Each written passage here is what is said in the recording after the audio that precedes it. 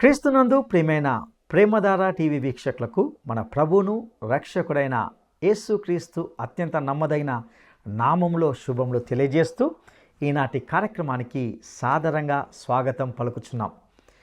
నేటి పాఠంలో మనము లేవియకాండము 15వ అధ్యాయము 1 నుండి 16వ వచనం వరకు ధ్యానించుకోబోతున్నాం.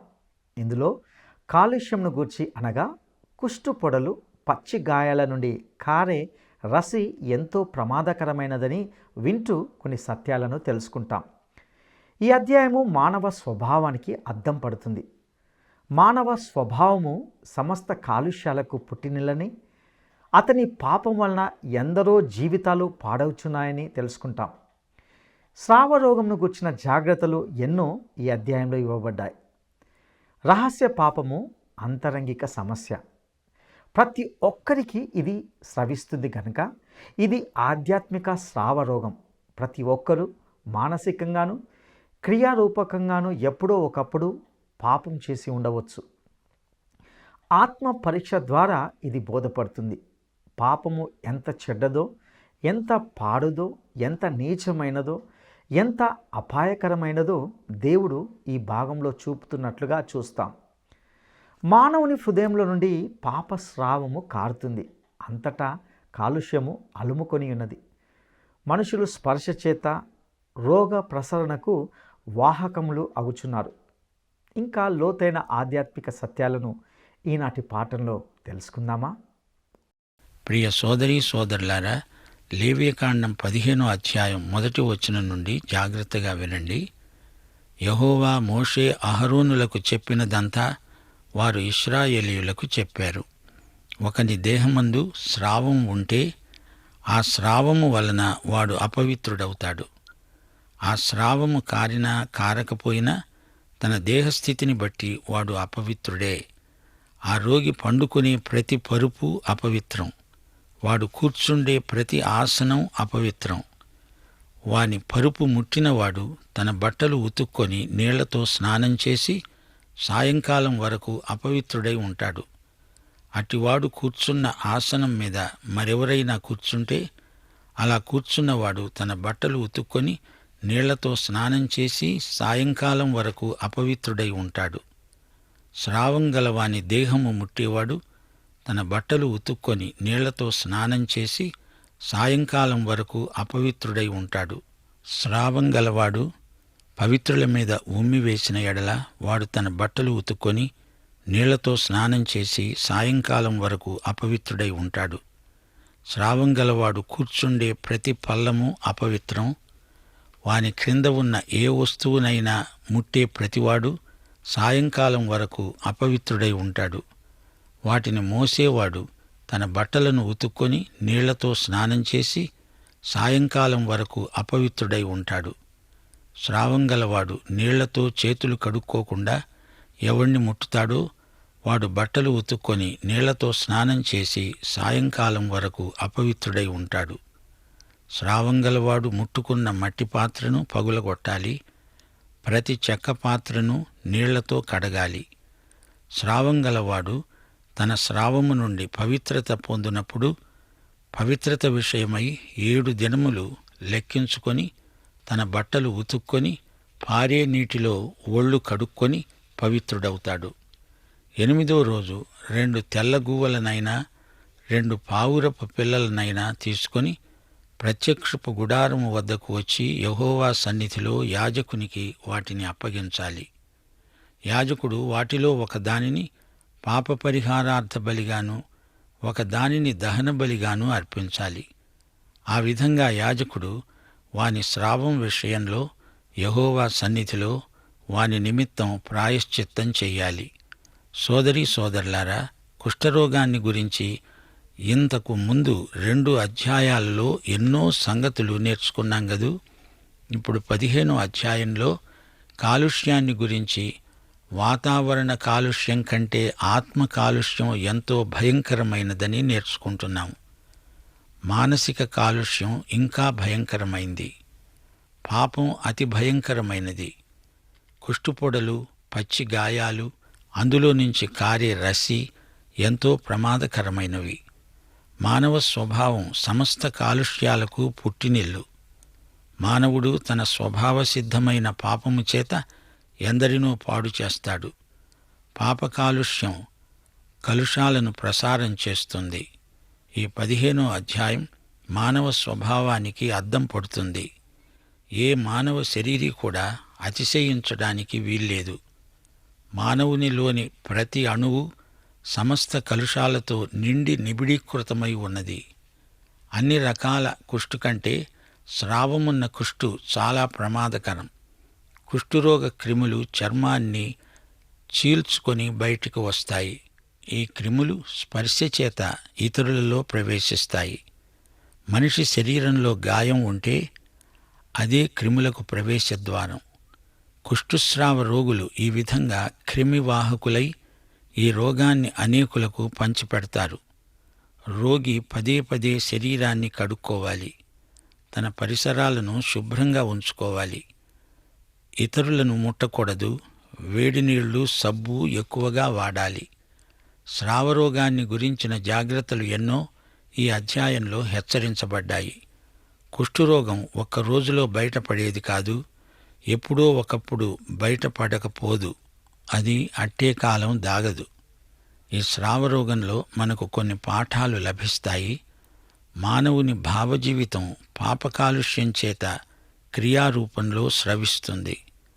ఆదికాండం 6వ అధ్యాయం 5వ వచనం, నరుల చెడుతనము భూమి మీద గొప్పదని, వారి హృదయం యొక్క వారి తలంపులలోని ఊహ అంతా ఎల్లప్పుడూ కేవలం చెడ్డదని యెహోవా చూచాడు. అందుకే యోబు అన్నాడు, పాప సహితునిలో నుండి పాపరహితుడు పుట్టగలిగిన ఎంత మేలు! అలాగున ఎవడునూ పుట్టనేరడు. యోబు 14వ అధ్యాయం 4వ వచనం. కీర్తనలు 19 వచనం 12, తన పొరపాట్లు కనుగొనగలవాడెవడు? నేను రహస్యముగా చేసిన తప్పులు క్షమించి నన్ను నిర్దోషినిగా తీర్చుదేవా. అపొస్తలుడైన పౌలు రోమాపత్రిక 7వ అధ్యాయం 18వ వచనంలో అదే మాట అంటున్నాడు. నాయందు అనగా నా శరీరమందు మంచిది ఏదీ నివసింపదని నేనెరుగుదును. మేలైనది చేయవలననే కోరిక నాకు కలుగుతున్నది గాని దానిని చెయ్యడం నాకు కలుగుటలేదు. ఇది ఒక రహస్యం. అది నీకే గాని ఇతరులకు తెలియదు. ప్రతి ఒక్కరి అంతరంగ సమస్య ఇదే. అయితే ఈ రహస్య పాపం నీ నుండి ఇతరులకు స్రవిస్తుంది గనుక ఇది ఆధ్యాత్మిక స్రావరోగం. ఈ లోకంలో ఎవడు పాపం చేసినా అది నీవు మానసికంగానో క్రియారూపంలోనో ఎప్పుడైనా చేసి ఉండవచ్చు. ఆత్మ పరీక్ష చేసుకుంటే బోధపడుతుంది. ప్రతి మానవుడు తన హృదయపు అట్టడుగున పేరుకొని ఉన్న నీచ ప్రవృత్తిని ఇతరులకు చెప్పడానికి ఇష్టపడడు. ఒక్క మాట చెబుతాను, మహాపాపి ఎవడైనా ఉంటే అతని హృదయంలో ఏముందో నాకు తెలియదు గాని మహాభక్తుడని చలామణి అవుతున్న వ్యక్తిలో ఆ పాపాలన్నీ ఉండవచ్చు. నీకుండే పాపాల కందిరీగల పుట్ట కదిలించి చూడు. ఎందుకని కొందరు తమ పాపాలను ఒప్పుకోరు? ఎందుకనగా వాటిని ఇంకా అభ్యాసం చేస్తున్నారు కనుక. పనిచేసేవాడు పనిలో లీనమైపోతాడు. అలాగే పాపం చేసేవాడు ఒక పెద్ద పాపపు ముద్ద అయిపోతాడు. పాపి పాపినే కంటాడు. పాపి కొడుకు పాపే. అన్నదమ్ములు పాపులే. అక్క చెల్లెళ్ళు పాపులే. పాపం ఒక విషవలయం. మానవ జాతి అనే జలనిధి కలుషాలతో సాంద్రంగా నిండిపోయింది. మానవ జాతి అంతటా ఈ స్రావరోగం విజృంభిస్తూనే ఉంది. సాంఘిక పాపాలు, జాతీయ పాపాలు, వ్యక్తిగత పాపాలు, సామూహిక పాపాలు, మానవ చరిత్రలో ఏమున్నది గర్వకారణం? అంతా ఆద్యంతము ఇదొక పాప వక్రరేఖ. మురికి, రోత, కుళ్ళు, దుర్వాసన, అంటు అంతటా పర్యాప్తమవుతున్నాయి. లైంగిక పాపాలు, మానసిక పాపాలు, మాటల చేత, వైఖరుల చేత జరిగే పాపాలు కుష్ఠుస్రావ రోగానికి పర్యాయ పదాలు. అందుకే దావీదు రాజు గుండెలు బద్దలయ్యేలా ఆక్రందన చేశాడు. దేవా, నేను పవిత్రుడనగునట్లు హిస్సోపుతో నా పాపమును పరిహరించు. నా యందు శుద్ధ హృదయము కలుగ చెయ్యి. నా అంతరంగంలో స్థిరమైన మనస్సు నూతనముగా పుట్టించు. ఈ రోజున నాగరిక పాపాలు ఎక్కువవుతున్నాయి. బరితెగి బజారున పడుతున్నాయి. లైంగిక రోగాలు పెచ్చరిల్లుతున్నాయి. రోగం ఆనందానికి ప్రబల శత్రువు.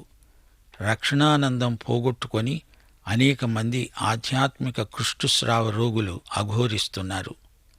అందుకే ఈ అధ్యాయాలు కుష్ఠురోగాన్ని గురించి మనకు బోధిస్తున్నాయి. పాపం ఎంత చెడ్డదో, ఎంత పాడుదో, ఎంత నీచమైనదో, ఎంత అపాయకరమైనదో, ఎంత గర్హనీయమైనదో దేవుడిక్కడ చూపుతున్నాడు. దేవుడు అసహ్యించుకునే దాన్ని మనం కూడా అసహ్యించుకోవాలి. అపోస్తలుడైన పౌలు రోమాపత్రిక 15వ అధ్యాయం 4వ వచనంలో చెప్పిన మాట మనకు ఎంతో ప్రయోజనకరం. ఓర్పు వలనను లేఖనముల వలనైన ఆదరణ వలనను మనకు నిరీక్షణ కలుగుటకు పూర్వమందు వ్రాయబడినవన్నీ మనకు బోధ కలుగు నిమిత్తము రాయబడి ఉన్నాయి. సోదరీ సోదరులారా, ఈ అధ్యాయంలోని విశేషాలన్నీ దేవుడు మోషే అహరోనుల ద్వారా ఇశ్రాయేలు ప్రజలకు ప్రబోధించాడు. మన ప్రధాన యాజకుడైన యేసుక్రీస్తు అహరోను కంటే శ్రేష్ఠుడు. ఆయన మనకు ఆదరణకర్త. ఆయన మన పట్ల కృపా కనికరము గలవాడు. హెబ్రీ పత్రిక 4వ అధ్యాయం 14-15 వచనాలు.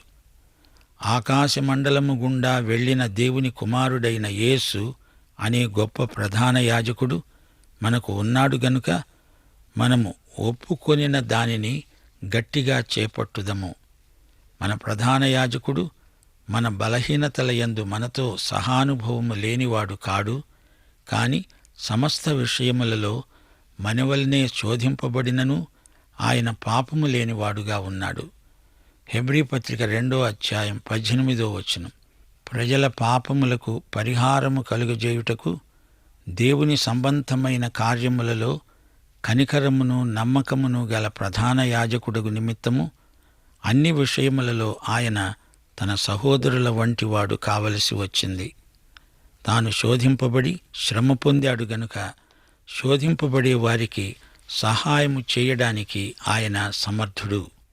సోదరీ సోదరులారా, ఈ వాక్య భాగములో మానవ స్వభావం యొక్క సమగ్రమైన చిత్తరువు మీకు కనిపించటం లేదా? మానవ హృదయములో నుండి పాపం చీము కారుతున్నదే, అది మీరు చూడలేదా? లోకమంతటా అందరిలో నుండి ఈ స్రావము కారుతూనే ఉంది. అంతటా కాలుష్యం అలుముకొని ఉంది. మనుష్యులు స్పర్శ చేత రోగ ప్రసరణకు వాహకములవుతున్నారు. మనుష్యులు ఈ రోగాన్ని తెలియకుండానే ఒకనితో ఒకడు పంచుకుంటున్నారు. ప్రతి మానవుడు ఇతరుల మీద కొంచెమో గొప్పో ప్రభావం చూపెడుతూనే ఉన్నాడు. త్రాగుబోతులు, వ్యభిచారులు, హంతకులు, అబద్ధికులు గౌరవనీయులుగానే చలామణి అవుతున్నారు గాని ఎప్పుడో ఒకప్పుడు ఈ ఆధ్యాత్మిక కుష్ఠుస్రావము బయటపడకపోదు. రక్షించబడిన వ్యక్తి కూడా పాత శరీర లక్షణాలను కొంతగాకపోతే కొంతైనా మోసుక తిరుగుతూనే ఉంటాడు. అందుకే ప్రభు మత్తయి శుభవార్త 15వ అధ్యాయం 18వ వచనం నుండి 20వ వచనం వరకు అన్నాడు, నోటి నుండి బయటకు వచ్చునవి హృదయములో నుండి వస్తాయి. ఇవే మనుష్యుని అపవిత్రపరుస్తాయని మీరు గ్రహించరా? దురాలోచనలు, నరహత్యలు, వ్యభిచారములు, వేశ్యాగమనములు, దొంగతనములు, అబద్ధ సాక్ష్యములు, దేవదూషణలు హృదయములో నుండే వస్తాయి. ఇవే మనుష్యుణ్ణి అపవిత్రపరుస్తాయి గాని చేతులు కడుక్కొనక భోజనం చేయడం మనుష్యుణ్ణి అపవిత్రపరచదు. ఈ రోజుల్లో కొందరు మతాచారాలపై ఎక్కువ ఆసక్తి చూపుతున్నారు. మతాచారాలన్నింటినీ పాటిస్తారు కానీ హృదయం మాత్రం ఎప్పటిలాగే అసహ్యంగా ఉండిపోతుంది. అలాంటి హృదయాన్ని యేసు ప్రభువే బాగు చేయాలి. యేసు రక్తం మనల్ని కడుగుతుంది, మనలో ఉన్న కాలుష్యాన్ని కడిగి శుభ్రం చేస్తుంది. యాకోబు పత్రిక 1వ అధ్యాయం 14వ వచనం, ప్రతివాడును తన స్వకీయమైన దురాశ చేత ఈడ్వబడి మరులు కొల్పబడినవాడై శోధించబడతాడు. దురాశ గర్భము ధరించి పాపాన్ని కంటుంది. పాపం పరిపక్వమై మరణాన్ని కంటుంది. అపొస్తలుడైన పౌలు చేసిన ఆక్రందన మనం ఇప్పుడే విన్నాం. నా శరీరంలో మంచిది ఏదీ లేదు. కుష్ఠుస్రావ రోగం ఎప్పుడో ఒకప్పుడు బయటపడుతుంది. రహస్య పాపాలు బట్టబయలవుతాయి. మనిషి దాచిపెట్టవచ్చు, కాని దేవునికి మరుగైనది ఏదీ లేదు. దేవుడు అంతరంగములో సత్యాన్ని కోరుతున్నాడు. పాపమనేది దేవునికి విరోధంగా జరిగే క్రియ. యెహెజ్కేలు 16వ అధ్యాయంలో మొదటి 13 వచనాలు మీరు ఎప్పుడైనా విన్నారా? ప్రజల హేయ కృత్యాలను దేవుడు ఎండగడుతున్నాడు. పాపి పుట్టుక కూడా అసహ్యమే. దేవుడు కనికరించి పాపిని బాగుచేస్తున్నాడు. దిగంబరులను దేవుడు నీతి వస్త్రాలతో అలంకరిస్తున్నాడు. దేవుడు మనలను తన నిబంధన ప్రజలనుగా రూపుదిద్దుతున్నాడు. దేవుడు మనలను బాగుచేసింది కేవలం తన కృపను బట్టే. యెషయా 59వ అధ్యాయమంతా మానవుని పాపస్థితిని చూపుతుంది. మీ పాపాలు ఆయన ముఖాన్ని మరుగుపరిచాయి. చెడుగును గర్భం ధరించి ప్రజలు పాపాన్ని కంటున్నారు. వారి క్రియలు పాపక్రియలు. బ్రతికి ఉండి కూడా వారు చచ్చిన వారి వలె ఉన్నారు. న్యాయానికి ఆటంకం కలుగుతోంది. నీతి దూరమైపోయింది. సత్యం సంతవీధిలో పడింది.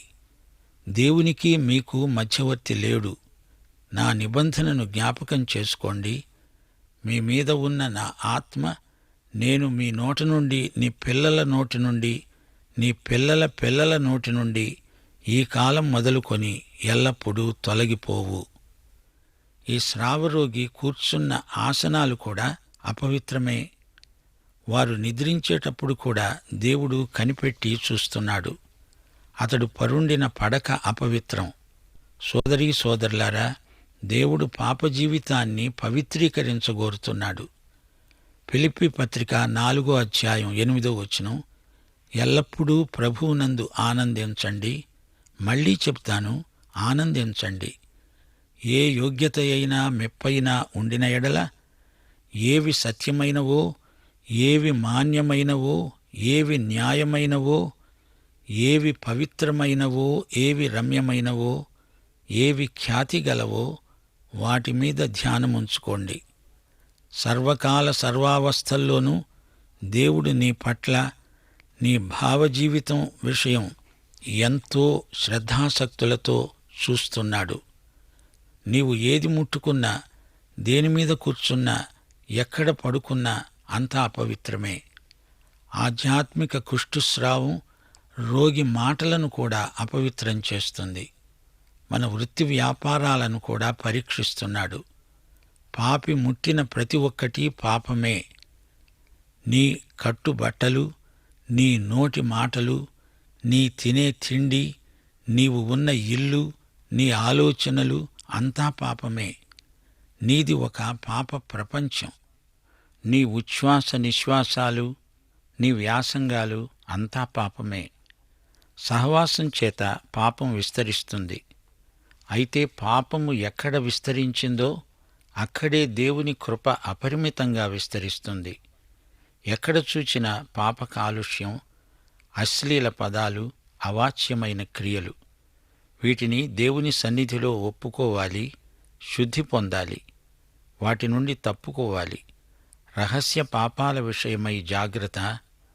ప్రమాదవశాత్తు ఈ కాలుష్యం మీకు సోకితే దాని విషమ ఫలితాలు అనుభవించక తప్పదు.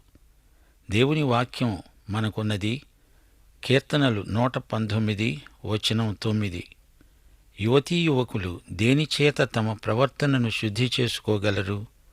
దేవుని వాక్యంతో శుద్ధి కావలసిందే గాని మరే విధానము పనిచేయదు.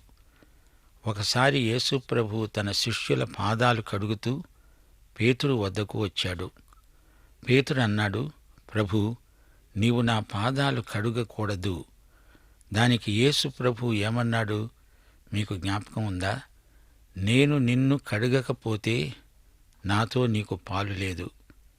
యేసు మనల్ని కడక్కపోతే ఆయనతో మనకు సహవాసం ఉండదు.